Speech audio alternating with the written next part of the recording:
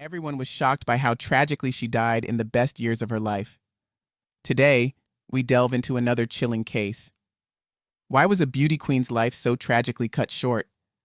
It's often said that beauty is a powerful force, one that could potentially save the world. Yet it does not guarantee happiness and can, at times, lead to dire consequences. Beautiful individuals often find themselves the center of attention, typically surrounded by a plethora of admirers. However, famous beauties and crowned beauty queens not only attract fans and patrons, but also envy, malice, and dangerously obsessed stalkers, all capable of heinous acts. The harrowing fate of Kimberly Oliveira sent shockwaves across South America, marking one of the most notorious and talked about cases. Kimberly, a winner of several beauty contests and a strong contender for Miss Brazil, was brutally murdered. Her aspirations for fame and recognition turned into a nightmare far removed from what she had envisioned. Despite her tragic end, Kimberly's name resonated far beyond her native Brazil, admired for her striking beauty and youth. Yet alongside this admiration, there was horror at the grim circumstances of her demise during what should have been the prime of her life. She was only beginning to reach her potential. Who was Kimberly Oliveira? Born on February 26, 1998, in the quaint town of Manacor in Amazonas, Brazil, Kimberly Karen Mota de Oliveira was the beloved eldest child and only daughter of Nayla and Jose Oliveira. Raised alongside her two younger brothers, she was a blend of Brazilian, Spanish, and Indian heritage, a true testament to a winning genetic combination. Her stunning looks captivated all who laid eyes on her, drawing attention effortlessly like a magnet. Kimberly Oliveira was the epitome of grace and beauty, boasting flawless skin, luxurious, thick hair, a dazzling smile, and a slender, elegant figure. Accustomed to universal adulation, she was often likened to an angel by both peers and adults. From an early age, Kimberly immersed herself in dance and gymnastics, loved swimming, and took meticulous care of her appearance and etiquette. Her academic and cultural pursuits were equally impressive. Excelling in school, Kimberly was an avid reader who regularly attended theater performances and was proficient in several foreign languages. Her foray into the world of beauty began in her teens, winning numerous contests, modeling for advertisements, and gracing clothing catalogs. By high school, inspired by her mother Nayla, a former beauty queen and Miss Manicure, Kimberly had set her sights firmly on a career in modeling. Nayla, who had given up her career to raise a family, saw her daughter's potential. Kimberly not only thrived in front of the camera, but also clinched the title of the most beautiful girl in her hometown and reached the finals of the Miss Amazonas contest in 2017. Her ambitions didn't stop there. She was gearing up for another shot at Miss Amazonas and was a strong contender for Miss Brazil. The path to the crowns of Miss World or Miss Universe, however, required more than just beauty and charisma. Contestants are also assessed on intelligence, education, moral integrity, and involvement in charitable activities. It's interesting to note that, historically, only about 5% of pageant contestants manage to succeed in multiple international competitions due to these stringent criteria. Moreover, potential beauty queens must have clean legal records and an image free from controversial photo shoots. Kimberly was also an active social media influencer, where she promoted a healthy lifestyle, sports, and balanced nutrition, resonating with over 50,000 followers who admired her commitment to wellness. Kimberly not only shared glimpses of her glamorous photo shoots, but also chronicled her daily life, engaging actively with her rapidly growing fan base.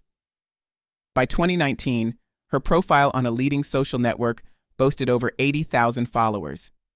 She aspired to be a beacon of inspiration and motivation for her audience. At the age of 19, Kimberly decided to further her ambitions by pursuing higher education. Her goal was to enter the medical field, specifically aiming to become a dentist. To realize this dream, Kimberly relocated to Manaus, the bustling capital of Amazonas, where she could be close to her maternal uncle, Henry. After acing her entrance exams, she enrolled at the university and moved from her quiet, small-town life to the vibrant throes of a major city, settling into her uncle's home. In Manaus, Kimberly seamlessly adapted to her new surroundings, balancing her rigorous academic schedule with sports, advertising engagements, and various other projects. Her social life was equally dynamic, often spent in the company of friends exploring the city's lively social scene. In the autumn of 2019, during a night out at a popular club with a close friend, a seemingly chance encounter occurred.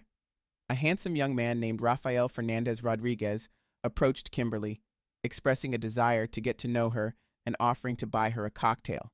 Accustomed to such attention and adept at handling admirers, Kimberly politely declined his offer, explaining she was not alone and needed nothing.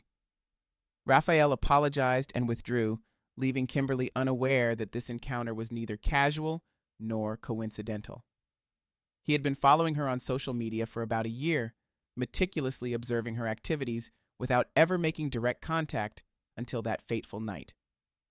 Rafael Rodriguez had meticulously charted the places Kimberly frequented, and he crafted a plan to appear as though he was meeting her for the first time, driven by a desire to start a romance. At 31, recently divorced and deeply infatuated, Rafael learned from Kimberly's posts that she had relocated to Manaus. Seizing the opportunity, he moved there too. With a degree in law, he quickly secured a lucrative position in corporate law, settling into a luxurious apartment in one of the city's most prestigious complexes. Determined to get closer, Rafael initially tried to engage Kimberly at a nightclub, presenting himself as a new admirer. When this approach failed, he did not retreat. Instead, he escalated his efforts by consistently interacting with her on social media, sending private messages, commenting on, and liking every post she shared. Despite his persistence, Kimberly, accustomed to frequent admirers, initially dismissed his overtures. Unfazed, Rafael shifted strategies, extending his social network to include Kimberly's classmates, friends, and even relatives. His perseverance paid off when he managed to befriend one of her close acquaintances and obtained her phone number. He began messaging her directly, suggesting they meet in person. Rafael had thoroughly researched everything about Kimberly, her preferences, hangouts, favorite music, and more. His opportunity came when he started attending outdoor training sessions that Kimberly occasionally led. It was here, amid the casual backdrop of exercise, that he finally garnered her attention. They struck up a conversation, and soon they were regularly communicating through calls and messages on social networks. Rafael had effectively piqued Kimberly's interest, armed with an intricate knowledge of her life and interests. Despite the nearly decade-long age gap, Kimberly and Rafael developed a seemingly easygoing friendship. Rafael approached her with a mix of caution and charm, courting her meticulously to ensure he remained a constant presence without overwhelming her. This strategy proved effective, and by March 2020, they were officially a couple, publicly acknowledging their relationship. However, the initial romance soon gave way to a darker reality. Rafael, once the epitome of an attractive and romantic suitor, began to reveal a more possessive side. He started monitoring Kimberly's every action, eager to know her whereabouts, her interactions, and even the details of her personal communications. At first, Kimberly found his attentiveness somewhat flattering, as it was a new experience to be so fervently cared for.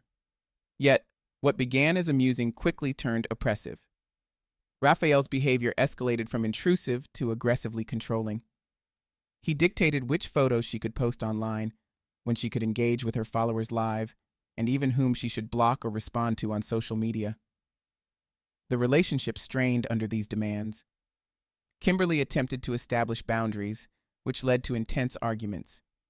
Each time, Rafael would try to mend the rift with grand gestures, like taking her to upscale restaurants or presenting her with lavish bouquets of flowers. He repeated this cycle with each dispute, desperate not to lose Kimberly after such a prolonged pursuit. His gifts were extravagant, and his romantic outings were meticulously planned, yet Kimberly's discomfort grew. She confided in friends, expressing frustration over her lack of freedom, feeling suffocated by Rafael's need for control.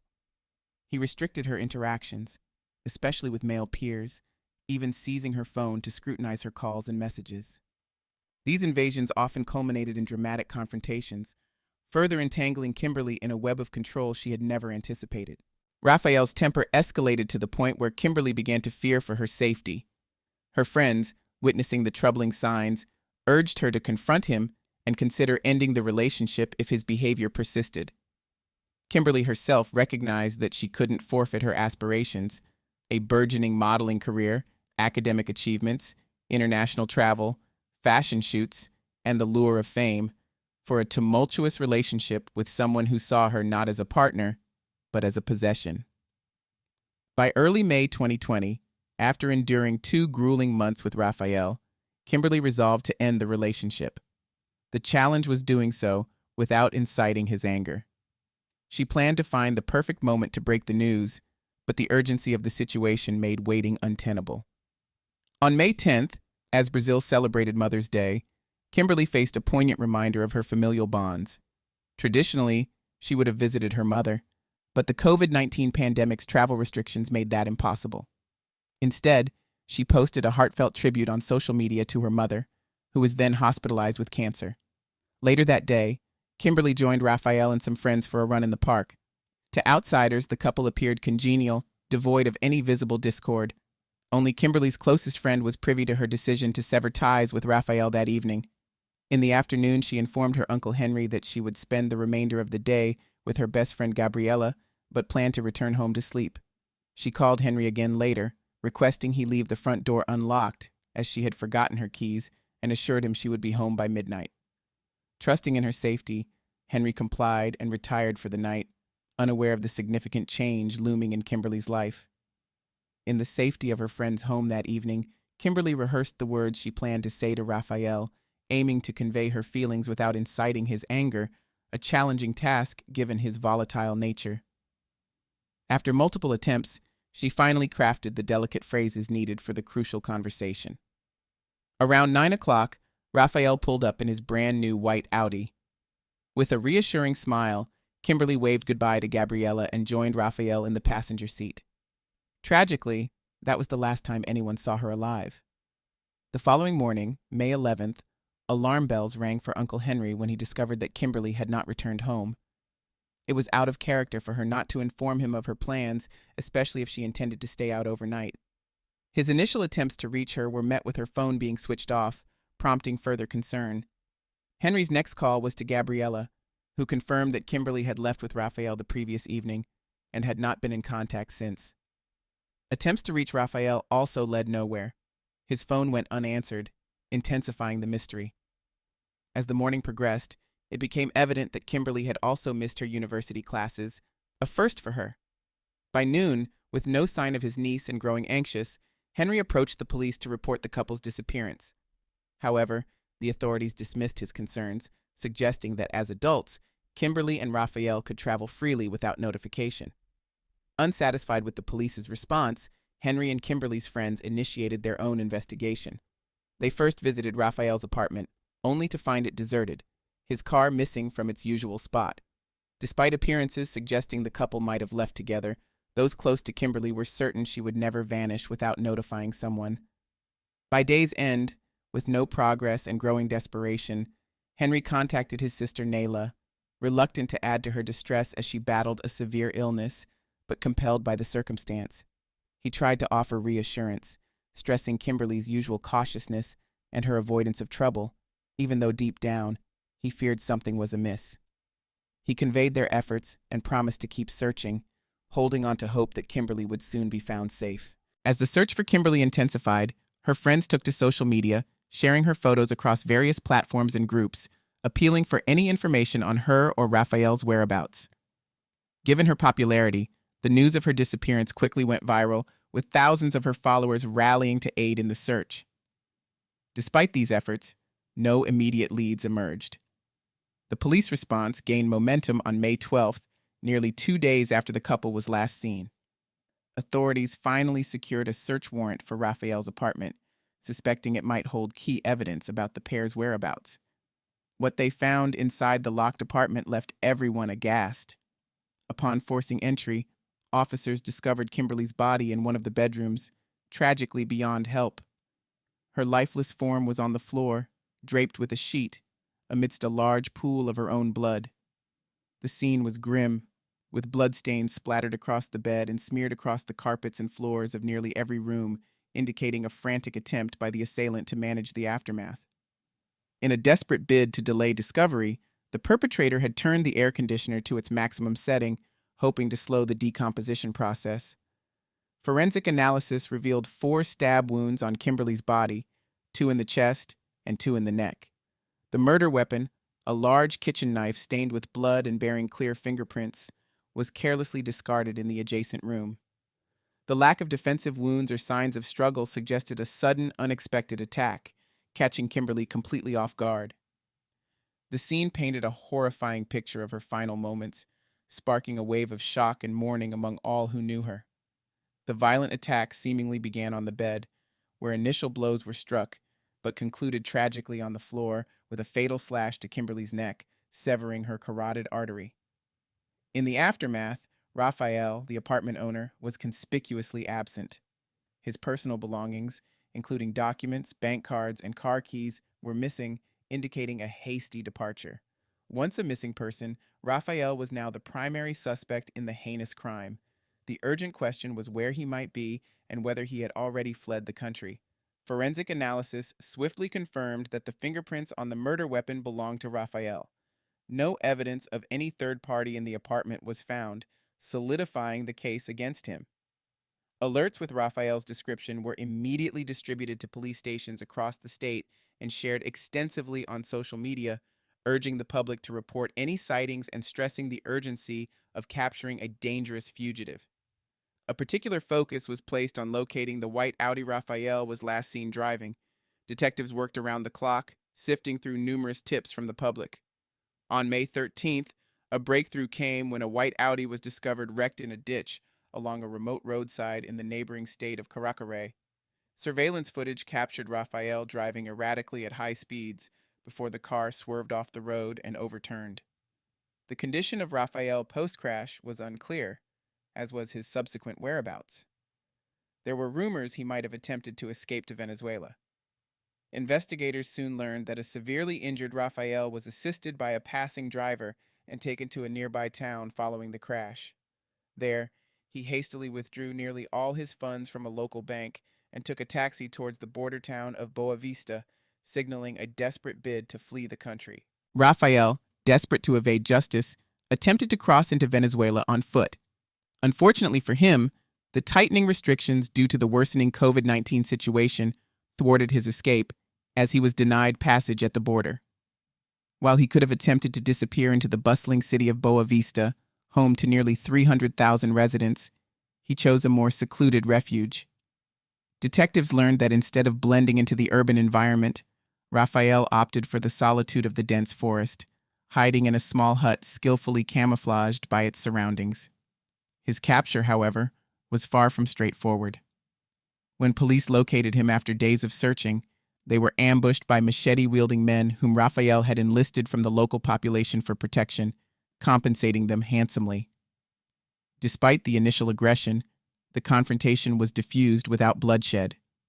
Authorities asserted their legal intent and cautioned the makeshift bodyguards about the severe legal repercussions of aiding a fugitive, which led to their compliance. By the time of his arrest, the evidence against Raphael was overwhelming, rendering any denial futile.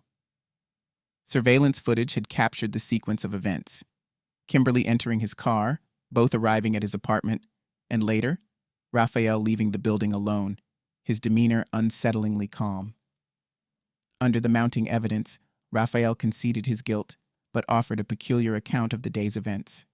He claimed that the evening was meant to be a romantic one, culminating in intimate moments at his apartment. According to Raphael, the situation escalated after Kimberly took a shower, during which he decided to check her phone and discovered she had been communicating with other men on social media. Raphael, intent on confronting Kimberly about her alleged communications with other men, retreated to the kitchen under the guise of calming down, but instead retrieved a large knife, which he concealed under a pillow.